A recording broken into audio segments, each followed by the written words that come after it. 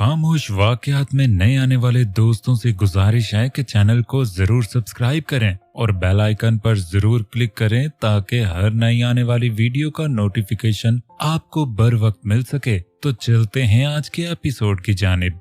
Dubai, तुम कहना क्या चाहते हो? आज तुम मंगनी से इनकार कर रहे हो सुलेमान? मॉम प्लीज, मैं अभी तैयार नहीं हूँ। सुलेमान, क्या हो गया अचानक से? तुमने 1 महीने का वक्त मांगा था, मैंने मॉम डैड से टाइम लिया, अब ये कह रहे हो? आई एम सॉरी, मैं अभी नहीं कर सकता प्लीज। मेहरबान, ये इस लड़की की वजह से हो रहा है जो ऊपर आराम फरमा रही है। वालदा की बात पर वो तीनों शॉक्ड हो गए थे, खासकर Suleman. For God sake mom, वो सुन लेगी, प्लीज उसकी मुश्किलात में और इजाफा मत करें। देखा, इम्तियाज देख रहे हैं आप? सुलेमान, क्या ये सच है? क्या तुम चांदनी बेटी से? नो डैड, ऐसी बात नहीं है, आप बाजी से पूछ लें।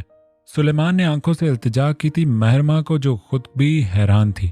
इतने दिनों से वो दरगुजर करती आई सुलेमान की मौजूदगी उसके अपार्टमेंट में, और अब मॉम डैड, ऐसी बात नहीं, अभी परसों तो डिनर पर लेकर गया था सुलेमान उसे। क्या सच में? वालिदा ने जैसे ही पूछा, महरमा ने हाँ में जवाब देने का इशारा किया था भाई को। जी, परसों ही लेकर गया था। ओह बेटा, आई एम सो सॉरी, मैं भी ना क्या समझ लिया। मॉम, फिर से मिस चांदनी पर ऐसा इल्जाम मत लगाइएगा, वो जिंदगी से हारी हुई है। अगर जी रही तो अपने आने वाले बच्चे के लिए, प्लीज उन पर जिंदगी और तंग मत कीजिए, वो संजीदगी से कहते हुए वहां से चला गया था। बहुत बहुत मुबारक हो, चांदनी बेटी हुई है। मेहरमा ने उस बच्ची को चांदनी की गोद में डाल दिया था। क्या एक बार बहरोज से बात कर सकती हूँ? बस एक बार। मेहरमा ने तो सर नीचे कर लिया था, पर सुलेमान, जिसने गुस्से से मोबाइल अपनी जेब से निकालकर चांदनी के सामने किया था, करो उसे फोन और कहो यहाँ आकर छीन ले तुम्हारी बेटी, क्योंकि वो अब तुम्हारा बहरोज नहीं रहा, वो एक लम्हा भी नहीं लगाएगा। मैं एक बार उसकी आवाज़ सुनना चाहती हूँ बस। और जब उसने वो नंबर डायल किया तो एक आवाज़ सुनकर उससे मोबाइल नीचे गिर गया था, जो सुलेमान ने जल्दी से पकड़ लिया था और स्पीकर ऑन कर दिया था। हेलो, एक लड़की की आवाज़ सुनकर चांदनी को खामोश रहने का कहा था और सुलेमान ने खुद बात करना शुरू की थी। बहरोज हाकिम से बात कर सकता हूँ? बहरोज अभी सो रहे हैं। आप कौन हैं? बहरोज की वाइफ। आप बताएं, कोई पैगाम? चांदनी ने फोन खींचकर कॉल काट दी थी। उसके लिए बहुत आसान था, बहुत आसान था। फकत मेरे दिल से उतर जाइएगा, बिछड़ना मुबारक, बिछड़ जाइएगा। चाहत, मेरी बच्ची, आज से हम दोनों हैं एक दूसरे के लिए, मामा और चाहत दोनों। अपनी बेटी को अपने सीने से लगाए उसने आंखें बंद कर ली थी, पर माजी बंद दरवाजों पर ऐसे दस्तक दे रहा था कि सब दीवारें तोड़कर अंदर आने को हो। डॉक्टर ने कहा, मैं कभी मां नहीं बन सकती। बहरोज, मैं बांझ। एक और लफ्ज नहीं चांदनी, डॉक्टर खुदा नहीं है, बांझ लफ्ज ना बोलना, यहां मेरे दिल में तकलीफ होती है जब तुम खुद को ऐसे कहती हो। अपना नहीं तो मेरा ख्याल करो, हम दोनों हैं एक दूसरे के लिए, हमारा बेटा शायान है। झूठ, सब झूठ। अगर उस लफ्ज से नफरत होती तो कभी ना कहते आप। बहरोज, वो रोना शुरू हुई तो चाहत की आंखें भी खुल गई थी। तुम्हारी आंखें बिल्कुल तुम्हारे बाबा पर गई हैं चाहत। 4 साल बाद मैं और हसीब न्यूयॉर्क शिफ्ट हो रहे हैं भाई, और कल की फ्लाइट है। टेक केयर, अपना ख्याल रखना। बहरोज साइमा के माथे पर बोसा देकर चला गया था। बहरोज भाई अब भी खुश नहीं है? दादाजी, अब तो शायान है, उनकी पहली मोहब्बत है। और राबिया जैसे ही शायान को गोद में उठाए नीचे आई थी, सबकी नजरें उन दोनों पर थी। चेहरों पर मुस्कान आ गई थी। फुप्पो, मैंने भी जाना है वहां, मैं भी हसन के साथ जाना चाहता हूँ। साइमा की टांगों के साथ लिपटे शायान ने जिद की थी। अच्छा, बाबा से बात करो, नहीं मानेंगे, वो मान जाएंगे, मैं कह रहा हूँ पुप्पो। दादा को तो भूल ही गए हैं आप? मुश्तबा ने अपनी गोद में बिठाते हुए पूछा था। खाने की मेज पर हर रोज की तरह जगमगा उठी थी। सब खुश थे, फिर भी खलिश थी, कहीं कोई कमी थी। आप शायान का ख्याल रखें, मुझे एक जरूरी काम से जाना है। बेटा नाश्ता कर जाओ। ज़ैनब ने प्यार से राबिया के चेहरे पर हाथ रखा था। मैं जरूर करती अगर काम जरूरी ना होता तो। और वो जल्दी जल्दी में चली गई थी। दादाजी, ये चांदनी कौन थी? शायान ने ब्रेड खाते हुए जैसे ही पूछा, दादा जान को बदतरीन खांसी शुरू हो गई थी। बाबा साईं, आराम से। शायान को उनकी गोद से उठाकर साइमा को पकड़ा दिया था महराज साहब ने, और खुद अपने वालिद को पानी का गिलास दिया था। दादा जान की खांसी से ज्यादा तो शायान की बात ने परेशान किया था। बाबा नींद में नाम लेते हैं। वो बाबा की दोस्त है, आप जानते हैं, आपकी दोस्त थी। दादा जान ना हाँ में सारे हिला पाए थे, ना ही नफी में जुबान खोल पाए थे। मुंह नीचे किए आंख से गिरने वाले आंसू छुपा लिए थे। कितने साल बाद आज ये नाम लिया गया था। वो जिसे देखते ही सबके चेहरों पर मुस्कान आ जाती थी, जो जान थी इस हवेली की, वो जिसे एक वक्त में नफरत करने लगे थे सब, वो जो एक याद, एक बदतरीन याद बनकर रह गई थी। वो चांदनी जो इस हवेली में रहने वालों की बेटी थी, बहू थी, खून थी, अब वो सिर्फ दुश्मन बनकर रह गई थी। वो दुश्मन जिसका नाम लेना भी मना कर दिया था बहरोज हाकिम ने। बोलो माँ। नो नो माँ, बोलो माँ चाहत। और वो छोटी सी बच्ची रोने लगी थी। चांदनी बस कर जाओ, ऐसे तुम उसे डरा रही हो। मेहरमान नहीं, देखो मेरी बच्ची कोशिश कर रही है, देखा तुमने। चांदनी डॉक्टर्स की बात को दिल पे मत लो, चाहत बड़ी हो जाएगी तो हम इलाज करवाएंगे। इलाज? मेरी बच्ची बीमार नहीं है, बड़ी होने तक वो हर काम करेगी जो डॉक्टर्स को नामुमकिन लगता है। सीरियसली? ओके, इसे बोलना आ जाएगा, सुनना आ जाएगा, मगर ये दिमाग का हिस्सा जो बढ़ रहा है वो इलाज के बगैर कम नहीं होगा। मेहरमा चिल्लाई तो चांदनी उससे ऊंची आवाज में बोली थी, और डॉक्टर ने क्या कहा तुम भूल गई हो? उसका ऑपरेशन हुआ तो मेरी बच्ची की जान भी जा सकती है, और मैं अपनी बच्ची की जान अपने हाथों से ले लूं? ये मेरा इकलौता, मेरा वाहद सहारा है, जिसके लिए नहीं, जिसकी वजह से मैं सांस ले रही हूं। Please try to understand. अपनी बेटी को गोद में उठाए वो हॉल से लिविंग रूम में चली गई थी, और तब से चांदनी ने अपनी हर बात को सच कर दिखाया था। अपनी बेटी की परवरिश इस तरह की थी, उसकी ममता उसकी बच्ची का इलाज साबित हुई थी। और जिस दिन चांदनी को माँ लफ्ज बोलकर चाहत ने बुलाया था, वो दिन चांदनी की जिंदगी का सबसे खूबसूरत दिन था। माँ, मेरी चाहत। मेहरमा देखा, मैं ना कहती थी एक दिन मेरी बच्ची मुझे माँ बोलेगी। मेहरमा ने आंखें साफ करते हुए मोबाइल वापस मेज पर रख दिया, जिस पर वो ये खूबसूरत लम्हात कैद कर रही थी। 4 साल बाद। आई एम सॉरी मिस चांदनी, आपकी बेटी को हमने स्पेशल ऑर्डर पर एडमिशन दिया था, मगर आप भी जानती हैं वो इस नॉर्मल स्कूल में एडजस्ट नहीं कर सकती। I am sorry. Head of school तो कुर्सी से उठकर चली गई थी, और खिड़की के पास बैठी अपनी बेटी को उसकी गुड़िया के साथ खेलते हुए देखकर चांदनी की आंखों में आंसू आ गए थे। वो नॉर्मल है, एबनॉर्मल नहीं है मेरी बच्ची। चाहत को गोद में उठाए वो स्कूल से ले गई थी। माँ, मैं वापस यहाँ नहीं आऊंगी। जब चांदनी ने गाड़ी स्टार्ट की तो उसने मुंह दूसरी तरफ कर लिया था, आंसू साफ करने के लिए। हम एक बहुत अच्छे स्कूल में एडमिशन करवाएंगे। ठीक है माँ, वैसे भी ये स्कूल मुझे अच्छा नहीं लगता था, सब मेरा मजाक उड़ाते थे। वो बच्ची अपनी गुड़िया के साथ इतनी मगन थी कि अपनी माँ का आंसुओं से तर चेहरा भी देख न पाई थी। माँ, हम घर नहीं जा रहे, हम आइसक्रीम खाए बगैर घर कैसे जा सकते? Come on little princess. मुंह पूरी तरह साफ करके चांदनी ने कहा था, और जल्दी से गाड़ी से निकलकर चाहत की साइड का दरवाजा खोला था, और दोनों माँ बेटी हाथों में हाथ डाले हंसते हुए आइसक्रीम पार्लर दाखिल हुई थी। चाहत को लोग जैसे रुक रुक कर देखते थे, चांदनी अब ऐसी नजरों को इग्नोर कर देती थी। पहले उसे गुस्सा आता था, पर अब नहीं। Chocolate flavour? सीरियसली? वनीला नहीं? चाहत को गुदगुदी करते हुए पूछा था, जब दोनों खाली टेबल पर बैठी थी। नो, आज चॉकलेट फ्लेवर।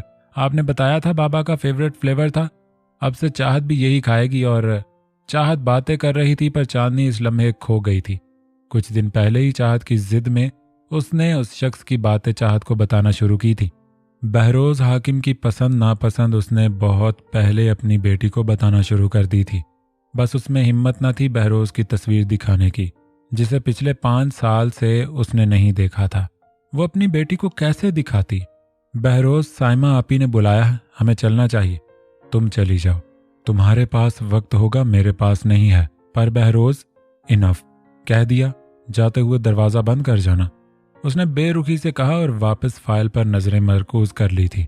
बहरोज, अगर इतना ही मेरा चेहरा जहर लगता है तो आज से 4 साल पहले बोल देना था। उस दूसरी औरत के पीछे अपनी और मेरी जिंदगी क्यों अजाब बना रहे हो? Get out. वो गुस्से से पांव पटक कर वहां से बाहर आ गई थी। बहरोज के चिल्लाने की आवाज तो सबको सुनाई दी थी, और वो बाहर चली गई, बहरोज हाकिम को कुछ साल पीछे धकेल कर।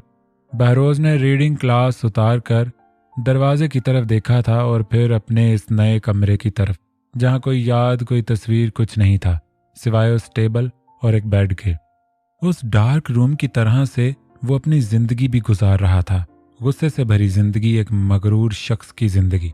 कभी जो बोलना चाहूं, ना जाने क्यों मेरे दिल भर मुझे तुम याद आते हो।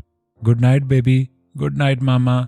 चाहत की आंखें जैसे ही बंद हुई थीं, चांदनी उसके माथे पर बोसा देकर उठ गई थी और रूम लाइट साफ करके सीधा दूसरे रूम में गई थी, जो अक्सर लॉक रखती थी। वो उस कमरे की लाइट जैसे ही ऑन की थी, उसकी नजर एक ही फ्रेम पर गई थी जो उसने पेंट किया था, बहरोज हाकिम।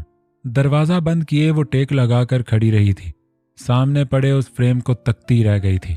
बहरोज हाकिम को उसने कैद कर लिया था उस फ्रेम में, जो उसने तब बनाया था जब उसके पास कुछ नहीं था, उस शख्स का कुछ भी नहीं सिवाय चाहत के।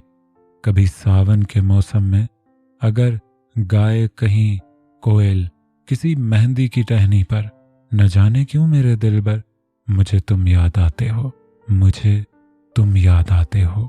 बहरोज हाकिम, आज आपकी बेटी ने आपकी पसंद को अपनी पसंद बनाकर अपना लिया। किसी दिन आप भी इसे अपनाएंगे, किसी दिन। बहरोज टेक लगाए वो जमीन पर बैठ गई थी। पिछले कुछ दिनों से वो शख्स शिद्दत से याद आ रहा था उसे।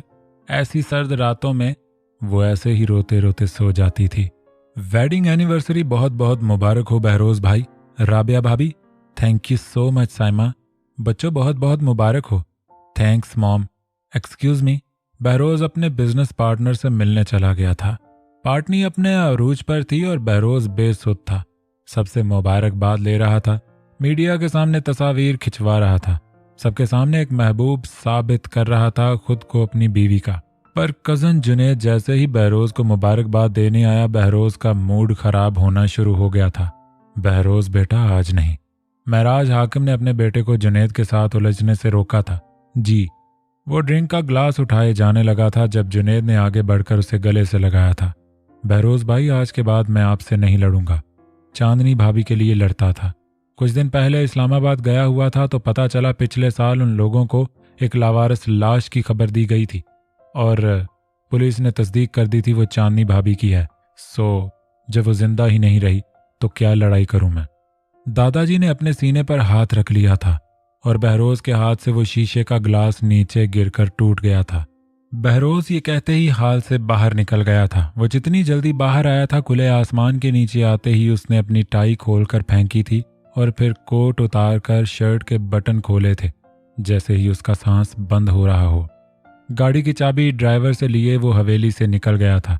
किसी के हाथ से छूटे अगर शीशे का पैमाना, छलक जाए अगर सागर, ना जाने क्यों मेरे दिल भर मुझे तुम याद आते हो, मुझे तुम याद आते हो।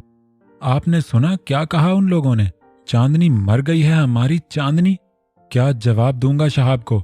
अब्बा जी, हमारी भतीजी ने भी कौन सा अच्छा किया था। बस कर जाएं हमदान भाई, अब महराज भाई या बहरोज नहीं है यहाँ जो आप चांदनी को बुरा भला कहकर पॉइंट स्कोर कर लेंगे। छोटे भाई ने बड़े भाई की बात काट दी थी। अब तुम मुझे समझाओगे? घर में तुमने भी कुछ कम नहीं किया था। चांदनी को कैसे डांटते रहते थे। वो दोनों लड़ने लगे थे जब मुजतबा हाकिम की नजर अपनी बहू की कब्र पर पड़ी थी। उन्होंने गुलाब के फूल इन दोनों नहीं 3 कब्रों पर डाले थे जो कुछ ही वक्त में तेज हवा के साथ उड़ गए थे। दादाजी के बजाय अब दोनों भाइयों ने वो फूल रखे थे और अब भी ऐसा हुआ था। जब तीसरी बार ऐसा हुआ तो दादाजी ने अपने दोनों बेटों का हाथ रोक दिया था। वो नाराज है, रहने दो, वो बात नहीं करेंगे हमसे। अगर किसी को बहरोज हाकिम पिछले 4 सालों में बदतमीज अकड़बाज लगता था तो वो अब आकर देखते। वो उस रात उस पार्टी के बाद बदतरीन हो गया था। अब वो रातों को भी बमुश्किल घर में दिखाई देता था। दादी, आप बाबा से बात करें ना, मैंने जाना है पुप्पो के पास, सब जा रहे हैं। शायान बेटा, महराज देखे ना, बच्चा कहीं नहीं गया, आप ही बहरोज से बात करें। क्या खाक बात करूं? ऑफिस जाऊं तो मीटिंग में बिजी होता और घर तो आना ही भूल गया। जी भाई साहब, बहरोज को समझना चाहिए उसके बेटे पर क्या असर पड़ रहा, और राबिया पर भी। राबिया बेटी ने बहुत सब्र किया। बहरोज के गुस्से के बावजूद उफ तक नहीं करती। हमदान चचा और चचा तो जैसे दीवाने हुए बैठे थे राबिया के, और यही हाल बाकी सबका भी था। राबिया ने पिछले 4 सालों में चांदनी की जगह ले ली थी मुकम्मल तौर पर। मामा, बाबा से बात की थी आपने? पापा, सब तो रेडी हैं, अगर हम चले जाएं तो बहरोज खुद ब खुद पीछे आएंगे, प्लीज। यस दादो प्लीज मान जाएं। और अगर उसने गुस्सा किया तो? महराज हाकिम ने सब घर वालों से पूछा था। तो आप हैं ना डैड? आप हो ना दादो? आप हैं ना बाबा? सबने हंसते हुए ऊंची आवाज में कहा था। हाँ हाँ फंसाओ मुझे सबके सब। और प्लान के मुताबिक उन लोगों ने ट्रिप प्लान कर ली थी। न्यूयॉर्क की साइमा ने नए घर में सबको इनवाइट किया था, जिस पर बहरोज ने जाने से मना कर दिया था। और ये बहरोज से पूछे बगैर डन किया था सबने। New York is it? मैं भी आ रहा हूँ। तुम नहीं आ सकते, तुम जानते हो ना, यहाँ सब हैं, सब अपने। तो मैं कौन सा गैर हूँ हनी? मैं भी तो अपना ही हूँ। फिर भी नहीं, प्लीज। नहीं जुनेद, साइमा आने वाली है, मैं बाद में बात करूंगी। राबिया ने जल्दी से फोन बंद कर दिया था। राबिया भाभी, नाश्ता लग गया, जल्दी से आ जाएं, फिर तैयार भी होना है, आज घूमने चलेंगे। साइमा बहुत चहकती हुई बाकी सबको नाश्ते का कहने चली गई थी। हसीब, आप भी उठ जाएं, मेरी फैमिली पहली बार आई है हमारे घर, मुझे कुछ भी मिसिंग नहीं चाहिए। पर्दे पीछे करके वो बेड पर जैसे ही हसीब को उठाने आई थी, हसीब ने उसे अपनी तरफ खींच लिया। शौहर का भी थोड़ा ख्याल कर लो बेगम, रात से जरा सी देर का कह कर गई थी, अब आ रही हो वापस? अच्छा, मैंने भाभी और चची के साथ बातें कर रही थी, बच्चों में पता ही नहीं चला कब नींद आ गई। और यहाँ ये मासूम सारी रात जागता रहा। झूठ मत बोलें, सुबह आई तो खर्राटे मारते हुए सो रहे थे। साइमा ने फिर से उठने की कोशिश की जब हसीब ने उसकी वेस्ट पर फिर से हाथ रख लिया था। ओ मैडम जाने दें, सुबह तक जागता रहा। अच्छा जाने दें ना हसीब, एक बार फिर से जाने की कोशिश की थी, नहीं जाने दूंगा तो हम उसे खींच के ले जाएंगे हसीब जीजू। कजन्स ने जैसे ही शरारती लहजे में कहा था, हसीब जल्दी से हाथ पीछे कर चुका था और साइमा एक झटके से बेड से नीचे थी। Oh shit, Saima so sorry, वो जल्दी से उठा था। तौबा, आप दोनों तो ऐसे डरे हैं जैसे हस्बैंड वाइफ ना हो। अभी बताती हूँ। साइमा भी जल्दी से उन दोनों के पीछे भागी थी और उसी वक्त हसीब का फोन आ गया था। यार तू बार बार क्यों याद दिलाता है, मैंने घर खाली करवा लिया था, बस चांदनी बाजी का सामान सेट करना है, तुम लोग कब आ रहे हो? हसीब, मेरा आना अभी मुश्किल है।